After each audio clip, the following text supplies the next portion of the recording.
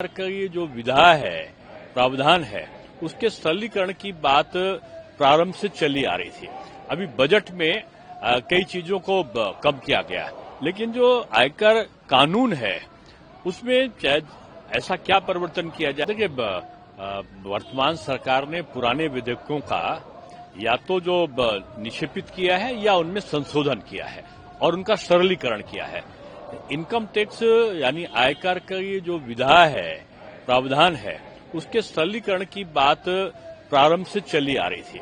अभी बजट में कई चीजों को कम किया गया, लेकिन जो आयकर कानून है उसमें ऐसा क्या परिवर्तन किया जाए कि लघु उद्योगों को बढ़ावा मिले, ऐसा क्या किया जाए कि जो जीएसटी के दायरे में मणिपुर या उसके चीजों को लाया जा सके, सिमिलरिटी एक तरीके से एकरूपता लाई जा सके।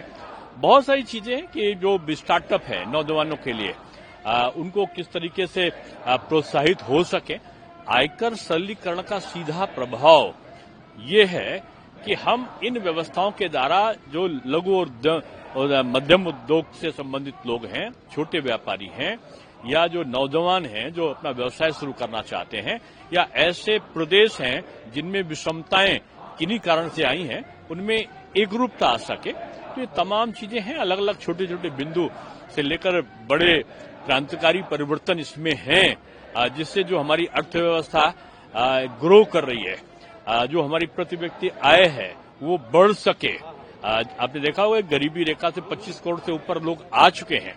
तो ये जो कानूनों का सरलीकरण है, पुराने कानून को बदलना या पुराने कानून में और अधिक अच्छी चीजों को जोड़ देना, यही इस सरकार की बहुत बड़ी सफलता और बहुत बड़ी विशेषता है। इससे काफी असर पड़ेगा स्टार्टअप और एमएसएमई को लेकर, किस तरह से सरल बनाए या कैसे नहीं देखो, आज स्टार्टअप रोजगार सृजन का एक बहुत बड़ा माध्यम बन चुका है। आज लघु उद्योग, जैसे जापान में जो बम की घटना घटी उसके बाद जापान उठ खड़ा हुआ, उसका मूल कारण था वहां के लघु उद्योग। लघु उद्योग का सबसे बड़ा प्रभाव ये होता है कि गांधी जी कहते थे कि हमें बहुत बड़ा उत्पादन नहीं, बहुत लोगों के द्वारा किया गया उत्पादन चाहिए, यानी रोजगार का सृजन ज्यादा लोगों के बीच में हो। ये गरीबी रेखा को ऊपर उठाने के लिए आवश्यक होता है।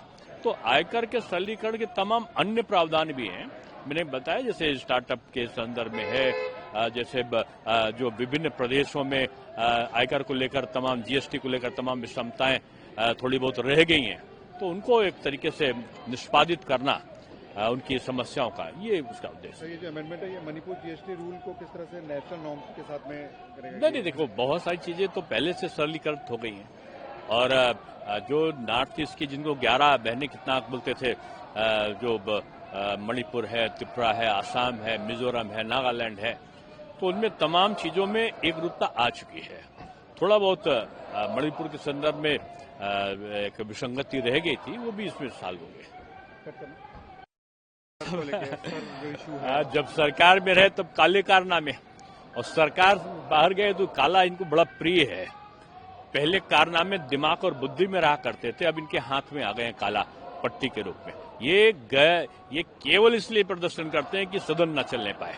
सड़क, अरे जब आप सदन चल रहा हो और सदन के अंतर्गत आप मुद्दा रख सकते हो तो वहां बहस करना नहीं चाहते हो, सड़क पर आते हो, मीडिया ट्रायल करते हो। मीडिया ट्रायल इसीलिए करते हो कि जनता आपको नकार चुकी है, और जो नकारे हुए जनता के लोग हैं वो जनता के द्वारा चुने गए लोगों का प्रतिरोध ये प्रांगण में आके करते हैं, इस सदन में जाने से बचते हैं।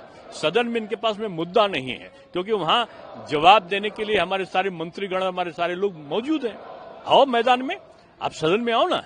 सदन में आने से डरते हो और सदन के बाहर आप हल्ला मचाते हो, हल्ला मचाओ और भाग जाओ। ये इनकी प्रवृत्ति बन चुकी है।